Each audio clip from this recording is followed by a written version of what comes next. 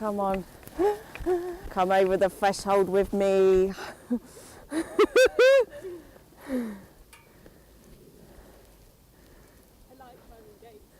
Hey! Alice's research is concerned with relationships between people, just like mine is. And as you know, I use my autobiography in my work. So I was doing that during our not very good time. The way we were taught to talk to each other is to talk about yourself more than the other person. So instead of saying, you've done this, you've done that, you haven't done this, blah, blah, blah, blah, blah, you'd say things like, I feel, when this happens, I feel like this, and I feel like that, and I've noticed. And so it makes you more concerned with yourself and how you're feeling or reacting to what the other person's doing. And in doing that, giving more attention to yourself, it makes your relationship with the other person more effective in the way that you communicate.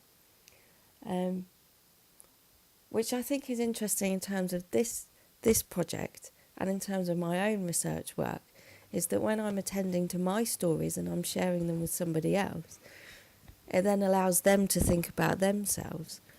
And it sets up this dialogue between people, and then that helps you to understand yourself again. So yeah, and thinking back to that Evernote process, I loved doing that. At that point in my life, it was so. I was there looking to see when the next one was up so that I could respond. Because I genuinely felt really connected with you at a time when I didn't feel connected to my favourite person in the world. So it was really special for me at that time. I was just going to show Alice around the house. Come on then. Let's go to the upstairs and then work our way down. The only way's up, yeah, Maria. The only way is up, baby. Yeah. I should have my heels on. And I think it's that when you really take care of someone, you don't try to own them. You're trying to help them find themselves. And that can be a border that a lot of people struggle with, and they think that taking care is to take ownership of you and to do things for you, to steer you rather than advise you or guide you. So yeah, there's definitely something about taking care and allowing people to be. This is our room with a lovely cobweb that was here when we moved in, and it's still not left. Maybe it's a friend.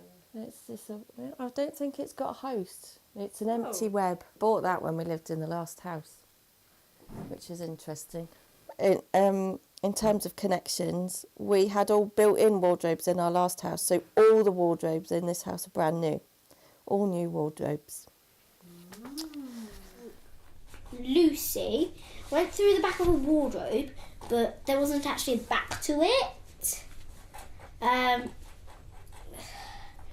It went through to a land called Narnia, where she met a fawn, and got taken to the palace, where he's going to get turned into stone. This is sweet. Look at this. So, do you see that hill with the big rock in it and the sheep? Yeah. So I'm taking you up there. It was Heidegger. I was reading Heidegger's Being and Time, and it talks about authentic being and that in the authenticity, people, it's about people being in the world together rather than being with each other in the world. So it's not about just being alongside each other. It's about us all being connected in this one world. So yeah, me and my kids all did sledging for the first time together. Right, let me sit on the front. Right, where's the camera? Got to try not to hit it. Yeah, you're steering.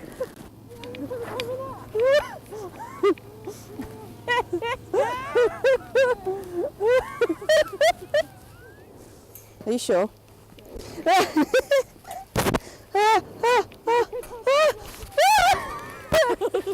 Yeah, I don't think it was envisioned, but now we are.